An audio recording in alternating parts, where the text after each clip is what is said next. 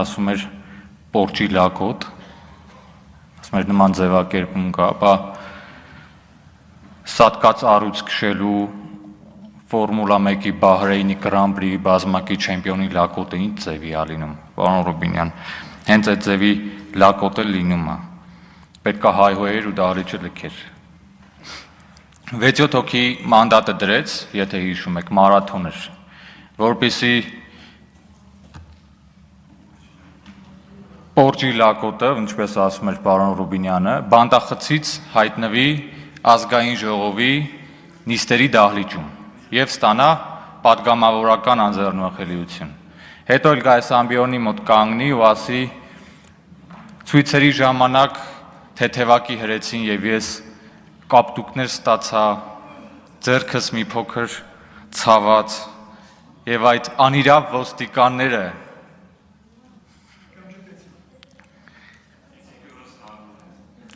ես հիշում եմ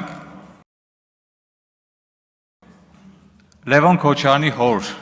Ռոբերտ Քոչարյանի իրավահաջորդ Սերժ Սարգսյանի պաշտոնավարման 10 տարիները և ես փողոցային պայքարի կիզակետում եմ եղել շուրջ 9-10 տարի շարունակ։ Ես հիշում եմ օրինակ 2016 թվականը Սարիթաղի, երբ հենասյուների լույսերը անջատել էին ու անհասկանալի ինչ-որ դեղահաբեր կուլ տված հաստավազեր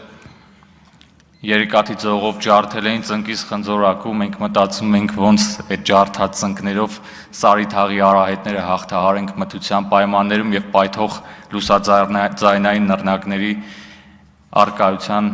պայմաններում։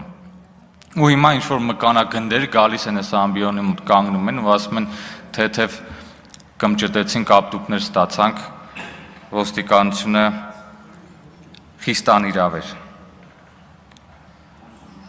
Ես այն ժամանակ ջարդած ծնկով հիմա էլ ազգային ժողովի ամբիոնի մոտ կանգնած Լևոն Քոչարյան, քեզ ու հորդ ասում եմ, Հայաստանը ձեր երկիրը չի, Հայաստանը իմ երկիրն է, Հայաստանը մեր երկիրն է, դուք մեր երկրի հետ կապ չունեք։ Այն ժամանակ ես ասում եի, որ հրաժարվում եմ լքել իմ տունը,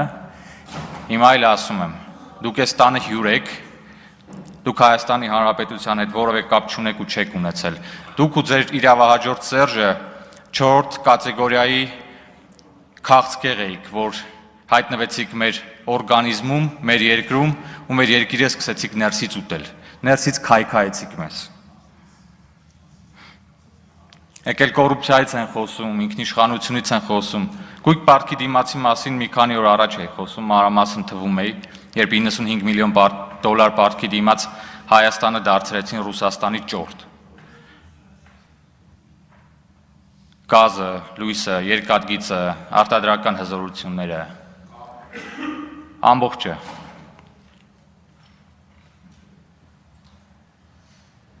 Այս մարդկանց պետք է բացատրել, որ իրենց հետ այս դահլիճում նստում է Անուշ Քլոյանը, իմ շատ լավ գործընկեր։ Լևոն Քոչարյան, գիտես ով է Անուշ Քլոյանը։ Մարտի 1-ին Երևանի կենտրոնում սպանված Գոր Քլոյանի հարազատ քույրն է։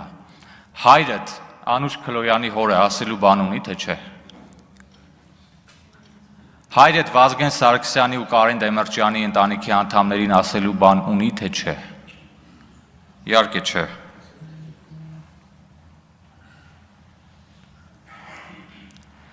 Քաղաքացիները անընդհատ դժգոհում են, ասում են այդ դահլիճում ինչ է կատարվում, երբ պետք է ավարտվի այդ ամեն ինչը։ 2021 թվականին հարգելի քաղաքացիներ, 270,369 մարդ չկեղծված ընտրություններում գնացել ու ձայն ա տվել ֆիտոսանիտարական մաքրման ենթակա այս խմբակին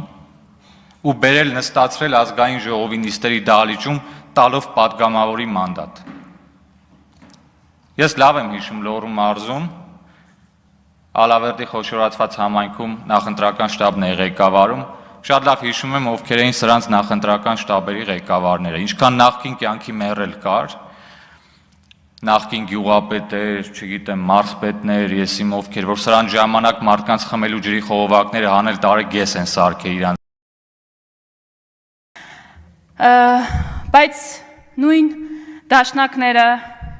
Պատիվ ունեմը, Քոչարյանի մյուս պատգամավորները փորձում են անլրջացնել այս process-ը եւ դեմքի լուրջ արտահայտությամբ իբր հարցեր են տալիս գլխավոր դատախազին, փորձելով ոչ հիմնավոր տպավորություն ներկայացնել, որ դատախազը այստեղ եկել է եւ ինչ որ ոչ հիմնավոր եւ որևէ թույլ գործ է ներկայացնում, մինչդեռ բացարձակապես հակառակն է եւ տիկին դատախազի ներկայացրածը սարսափելի մի իրականության մասին է խոսում։ Հարգելի քաղաքացիներ, բանից պարզվում է, որ այս դալիճում մեր կողքին նստած է եղել մի մարդ, Արթուր Սարգսյան անուն ազգանունով, ով մաս է կազմել, մասնակից է եղել մի օրհնված, ճակերտավոր օրհնված ահաբեկչության, որի ընթացքում վերջինս իր ընկերների հետ պատրաստվում էր սպանել ոչ միայն վարչապետ Նիկոլ Փաշինյանին, ոչ միայն ազգային ժողովի նախագահ Ալեն Սիմոնյանին կամ արտաքին գործերի նախարար Արարատ Միրզոյանին,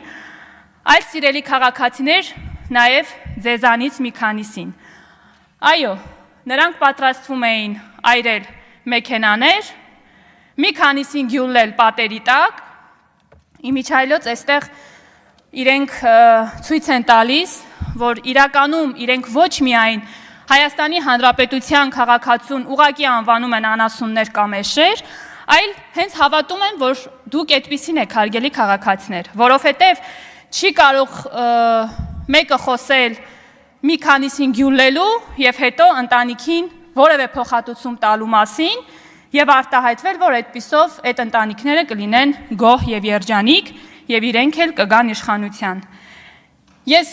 վստահ եմ, որ Հայաստանի Հանրապետության քաղաքացիները այս ամեն ինչը շատ լավ գիտակցում են։ Ու վստահ եմ, որ նաեւ այս գիտակցումը հասկանում են այս նույն մարդիկ, ահաբեկչություն իրականացնող մարդիկ, որովհետև իրենք հասկանում են, որ Հայաստանի Հանրապետությունում 2018 թվականից ի վեր իշխանության գալ հնարավոր է միայն ու բացառապես արդար ընտրությունների միջոցով։ Իսկ Հայաստանի Հանրապետության քաղաքացին վաղուց իրենց քաղաքական աղբանոցն է նետել եւ իրենք քաջ գիտակցում են, որ միակ տարբերակը, որ կարող են գալ իշխանության, դա ահաբեկչությունն է, որը ի պատիվ եւ ի շնորհիվ Հայաստանի Հանրապետության իրավապահ համակարգի բնում խեղդվեց այդ ձեր օպերացիան։ Շնորհակալություն եմ հայտնում առիթից օգտվելով եւս մեկ անգամ մեր իրավապահ համակարգին։ Հարգելի քաղաքացիներ, այս սրբապիղծ ահաբեկչական ծրագիրը ղեկավարում էր Տավուշից Երևան գալու ճանապարհին գառնուկներ գրկող, երեխաներին համբուրող եւ Աստծո անունից հանդես եկող, բայց միևնույն ժամանակ սատանայի հետ գործարք կնքած Վազգեն Գալստանյանը։ Սրանք խոսում են եկեղեցու անունից, խոսում են, որ այսօր քաղաքացիական պայմանագիր կուսակցությունը, խմբակցությունը, իշխանությունը դուրս է եկել հայոց եկեղեցու դեմ։ Այսօրվա իշխանությունը, հարգելի քաղաքացիներ, փորձ է անում եւ ամեն ինչ անելու է, որպեսզի